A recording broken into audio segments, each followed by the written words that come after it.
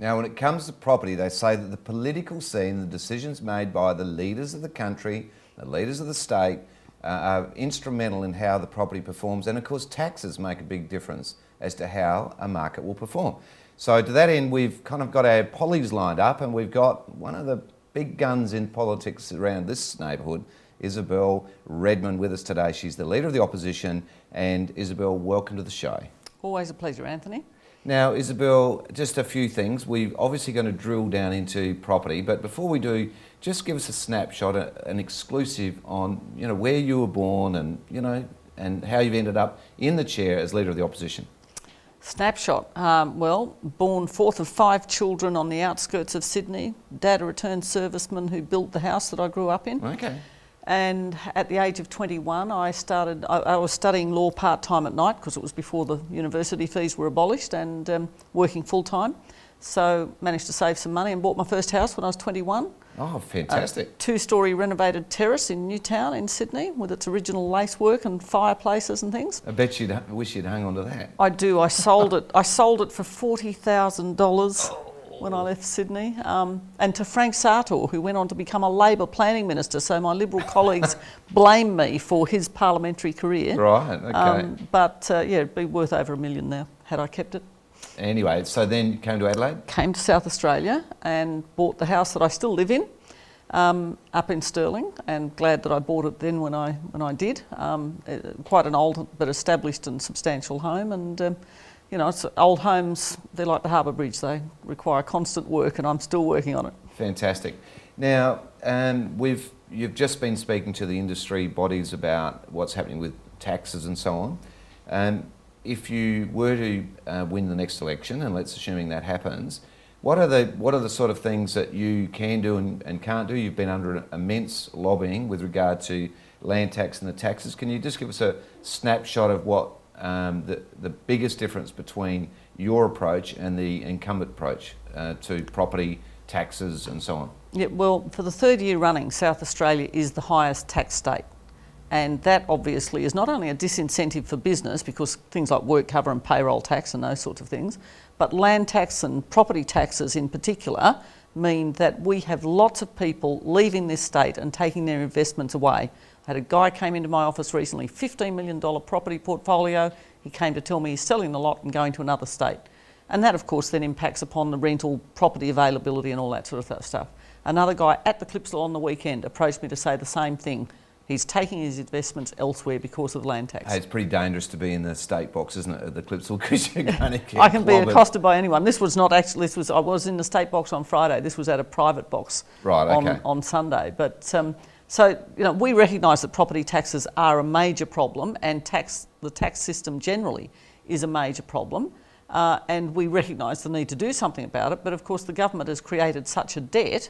The debt in this state, and we shouldn't have any debt, they had the boom times of property for the first 7 years, plus GST coming in. They had billions of dollars of extra money above their budgeted revenue, spent the lot and got us a debt. And the debt is about to top $11 billion. That's going to cost us, we the taxpayers, $2 million a day in interest. Oh dear. Yep. And so then trying to get things back in order is the first order of priorities, because we clearly cannot just come in and say we're going to abolish land tax, or I would like, as a first step, for instance, to have removed the multiple holdings proposal. At the moment you pay your land tax based on the total value of all of your property, rather than just the value, and it rises exponentially as soon as you get, and it's higher. I mean, it's 40% higher, our land tax, than the average of the other states. Isabel, the land tax is a very big issue, and I know that the Real Estate Institute, Property Council and the HIA and the auctioneers, the appraisers are all going to galvanise together to attack this prior to the election. Will you be able to support that, or this is where we're about to get to? What will you be able to do, and what would you commit to do? Well, we haven't made any specific commitments as yet. So when would that happen? Well, much closer to the election, because we have to watch what's happening to the state budget, because we can only spend money that we can identify as savings in the budget. And given that 3 years ago, for instance, this government was forecasting that this year they would produce a $424 million surplus. Instead of that, they're giving us at least a $367 million deficit. How much of that is offset against capital works though? No, this is just your day-to-day running the budget, $16 billion of the income coming in and being spent by government. So there's not new assets like the hospital? No, the hospital, in addition to the debt, adds another $1.1 million a day of payment on top of the $2 million in interest that we're already paying. Right, okay. And this is already budgeted on the basis that they've sold the forests in the southeast. $40 million a year we get as income from those forests. They're selling the goose that lays the golden egg. Selling the Lotteries Commission produces $80 million a year. So we will not be making specific promises until much closer to the election because we need to see what the financial state of the state is. That said, we know that almost certainly the state of the state will not allow us to simply remove the multiple holdings straight away. We are looking, however, at things like if someone holds a heritage property, could we remit, instead of paying the land tax on that heritage property, if they undertake to spend the money that they would have paid on land tax in restoring the heritage property, spend it on the heritage, then you might be able to do that. Developers who build new apartments, we're very keen on seeing more development in the city. Developers who have to build apartments but then pay land tax while they hold them until the first sale have to pay a massive amount of land tax. That is crippling. We may be able to adjust that. And so those are the sorts of things we're looking at targeting, and we've announced the sort of intention we have, but the specifics much closer to the election. So basically you'd pick off little bits of... Until we can get the economy going again. Right, okay. So why, if there's only these sort of minor differences, what would be, from a property owner's point of view, someone that owns a number of properties, what would they look forward to if they don't fit into those niche categories? Can they look forward to anything at all?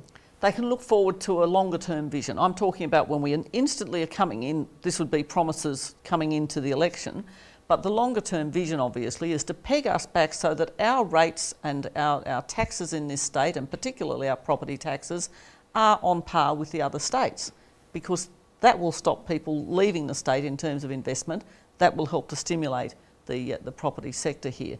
We know that we need to reprioritise. This government just has the most bizarre priorities. The Newport Keys development, which they cancelled, that cost the people of this state $5.9 million because they cancelled it 10 days after they just renewed the contract. So 10 days earlier they could have just not renewed the contract, end of story. No, we renewed it and 10 days later we cancelled it, cost $5.9 million. We have to stop that waste. Okay. Now, what about the things that would not be expensive? And this is without notice, so let me know if it's if you're not aware of it. But at the moment, the Residential Tenancies Tribunal is underfunded, and it can take up to 2 months to even get a hearing on an issue. Like we had one recently where bikies were in a property, and they were busted by the feds, and it turned into an absolute circus. The tenant had to be allowed by law to go back into the property, and we couldn't get a hearing with the Residential Tenancies for something like 3 weeks. Yeah, look, that is a nonsense, and that is the sort of thing that we expect that we could deal with. I've actually spent in my previous life as a lawyer a surprising amount of time in the Residential Tenancies Tribunal, and it doesn't cost a lot to run because it has... Relative to these tax cuts. Exactly. So, it is the sort of thing that we could probably look at, and also making it more reasonable. Why should there be rights for bikies in that situation?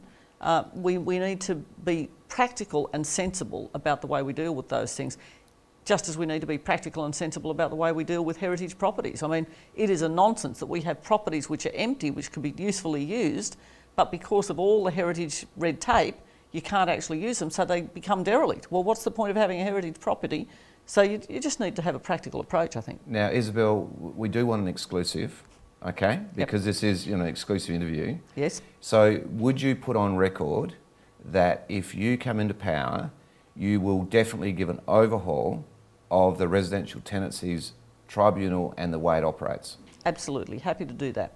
You guarantee that's what you'll do? I can guarantee that, and not just the but the legislation that sits around it. The legislation is your starting point, really, to see where the balance is, whether it needs to be adjusted, but also happy to give an overhaul. As speaking as an individual in the industry, I believe that would be as well received as the big handouts. If you can't do that, and you could sort this other mess out, then I reckon you would be on an absolute winner. So we got more to talk about in a minute, all right? Yep. But now let's go to going, gone.